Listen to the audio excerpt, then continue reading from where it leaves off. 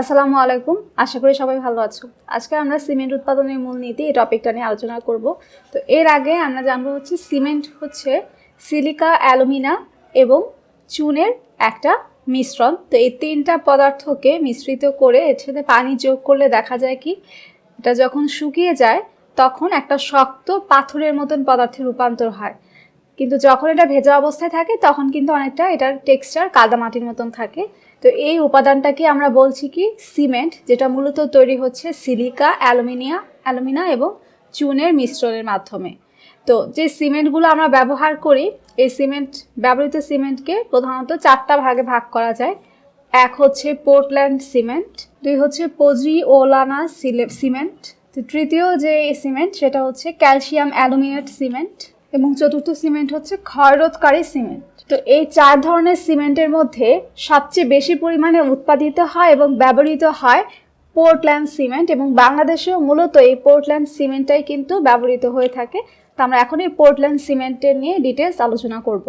তো Portland cement হচ্ছে মূলত ক্যালসিয়াম সিলিকেট এবং ক্যালসিয়াম অ্যালুমিনেটের মিহি গুঁড়া বা চূর্ণের একটা মিশ্রণ, যেখানে বিভিন্ন সংযুক্তিতে বা বিভিন্ন মাত্রায় এই ক্যালসিয়াম সিলিকেট এবং ক্যালসিয়াম অ্যালুমিনেট যৌগগুলো উপস্থিত থাকবে।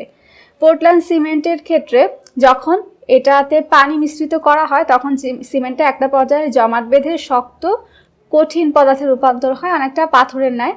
তো ইংল্যান্ডের পোর্টল্যান্ড শহরে যে পাথর পাওয়া যেত সেই পাথরের মতন এই সিমেন্টের টেক্সচার দেখে ওই স্থানের নাম অনুসারে সিমেন্টের নামকরণ করা হয়েছে পোর্টল্যান্ড সিমেন্ট। তাহলে পোর্টল্যান্ড সিমেন্টের সঙ্গে আমরা বলবো ক্যালসিয়াম সিলিকেট এবং ক্যালসিয়াম অ্যালুমিনেট যৌগের একটা বিভিন্ন মাত্রার মিশ্রণ, যেই মিশ্রণে পানি যোগ করলে এটা জমাট বেঁধে শক্ত কঠিন পদার্থে রূপান্তর হয়, তাকে পোর্টল্যান্ড সিমেন্ট বলে। তাই আমরা পোর্টল্যান্ড সিমেন্টের সংজ্ঞা দেখলাম। এখন আমরা দেখবো হচ্ছে পোর্টল্যান্ড সিমেন্টের সংযুক্তি। তা আমরা বলেছি যে এই পোর্টল্যান্ড সিমেন্ট তৈরি করার মূল উপাদান কি? ক্যালসিয়াম সিলিকেট এবং ক্যালসিয়াম অ্যালুমিনেট। তার মানে এখানে যে ক্যালসিয়াম যৌগগুলো সেগুলো হচ্ছে ক্যালকেরিয়াস যৌগ। এগুলো পাওয়া হয় ক্যালসিয়াম কার্বনের যৌগ থেকে। ক্যালসিয়াম কার্বনকে উত্তপ্ত করে ক্যালসিয়াম অক্সাইডে রূপান্তর করা হয়, সেটাই মূলত এখানে ব্যবহৃত হচ্ছে।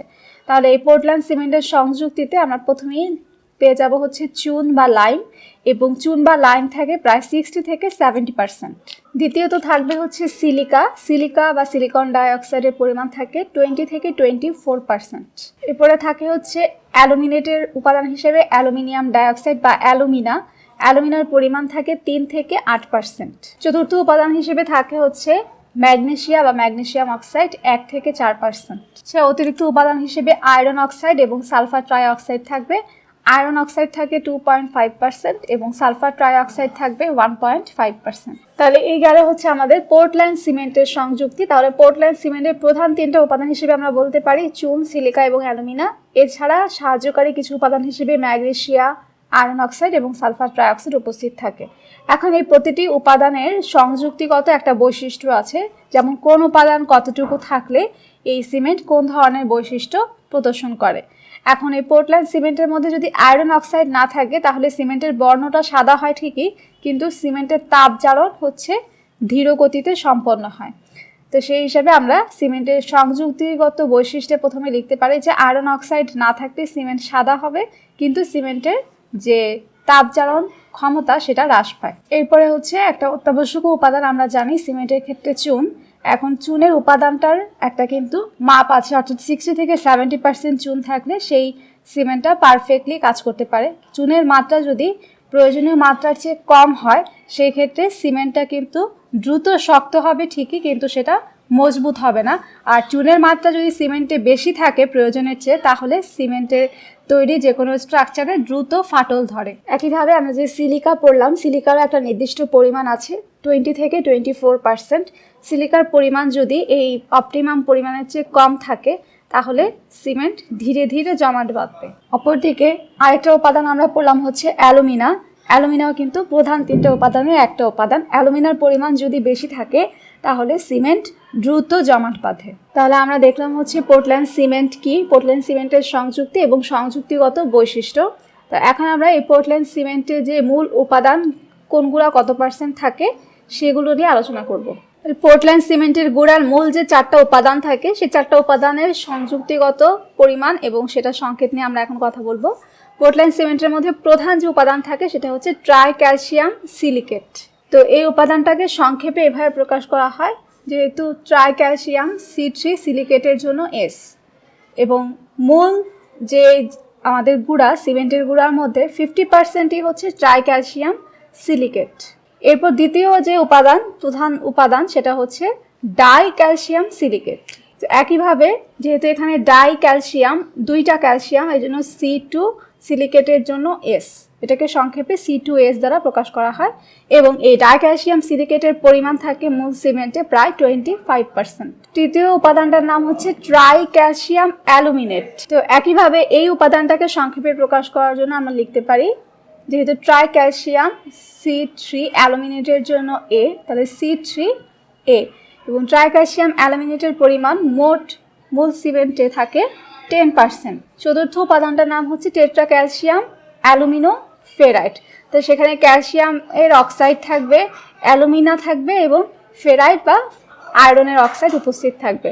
তো এই যৌগটাকে তাদের একইভাবে সংক্ষিপ্ত আকারে প্রকাশ করার জন্য এখানে যেহেতু টেট্রা ক্যালসিয়াম, তো আমরা লিখতে পারি C4, টেট্রার জন্য 4, টেট্রা ক্যালসিয়াম অ্যালুমিনো ফেরাইট, অ্যালুমিনোর জন্য A, ফেরাইটের জন্য F। তো এই মূল যে সংক্ষিপ্ত রূপগুলো এগুলো জানা অত্যন্ত জরুরি, কারণ হচ্ছে অনেক সময় MCQতে আমাদের সংক্ষিপ্ত রূপগুলো অপশনে থাকে। সেক্ষেত্রে আমরা যদি এই নামের যে সংক্ষিপ্ত রূপ এটা না জানি তাহলে কিন্তু MCQগুলো অ্যান্সার করতে পারবো না। এই টেট্রা ক্যালসিয়াম অ্যালুমিনো ফেরাইট থাকে মূল সিমেন্টের মধ্যে প্রায় 10%। তাহলে এখান থেকে আমরা সংযুক্তি যদি যোগ করি, মোট দেখা যায় 95% সংযুক্তি হচ্ছে tri calcium silicate, di calcium silicate, tri calcium aluminate এবং টেট্রা ক্যালসিয়াম অ্যালুমিনো ফেরাইট দিয়ে তৈরি হয়। তো বলা হয় যে মূল সিমেন্টের 97 থেকে 98% পর্যন্ত সংযুক্তি এই 4টা উপাদান দ্বারা তৈরি হয়। বাকি 2 থেকে 3% হিসেবে উপাদান যোগ করা হয় জিপসাম।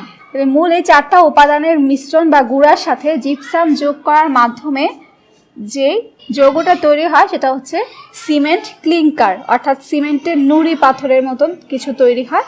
এই সিমেন্ট ক্লিংকারকে পরবর্তীতে বিভিন্ন ধাপ অতিক্রম করে মূল সিমেন্টের যে গুঁড়া সেটাতে রূপান্তর করা হয়। তাহলে আমরা মূল 4টা উপাদানের সাথে কি যোগ করলাম? জিপসাম, যেটার পরিমাণ থাকে 2 থেকে 3%। এই জিপসাম যোগ করে আমরা সিমেন্টের ক্লিংকার তৈরি করি। এটা হচ্ছে গেল সংযুক্তিগত উপাদান। এখন হচ্ছে এই উৎপাদনের মূলনীতি কিভাবে তৈরি করা হয় তা আমরা দেখলাম যে পোর্টল্যান্ড সিমেন্টের সংযুক্তির মধ্যে যে কাঁচামালগুলো আমরা লিখেছিলাম, এখানে ছিল চুন, সিলিকা এবং অ্যালুমিনা। তার মধ্যে চুন হচ্ছে ক্যালকেরিয়াস ধর্মী পদার্থ, ক্যালসিয়াম ধর্মী পদার্থগুলোকে বলা হয় ক্যালকেরিয়াস, এবং সিলিকা, অ্যালুমিনা, ম্যাগনেসিয়া এগুলো হচ্ছে মাটিতে পাওয়া যায় মৃত্তিকাজনিত পদার্থ, এ কারণে এদেরকে বলা হয় আর্জেলেসিয়াস। তাহলে ক্যালকেরিয়াস এবং আর্জেলেসিয়াস পদার্থের মিশ্রণ হচ্ছে সিমেন্ট।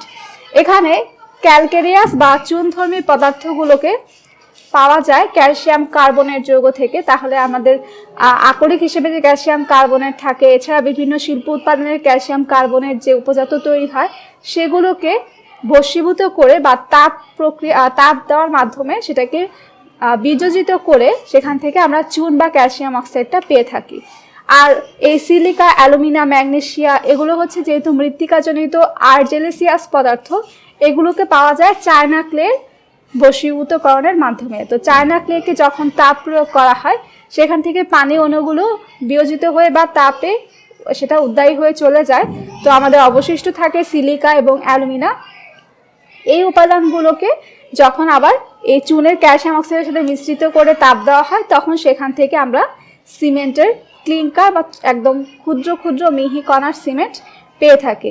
তাহলে এটাই গেল আজকে আমাদের সিমেন্ট উৎপাদনের মূলনীতি সম্পর্কে আলোচনা। আশা করি সবাই আজকে আলোচনাটা বুঝতে পেরেছো।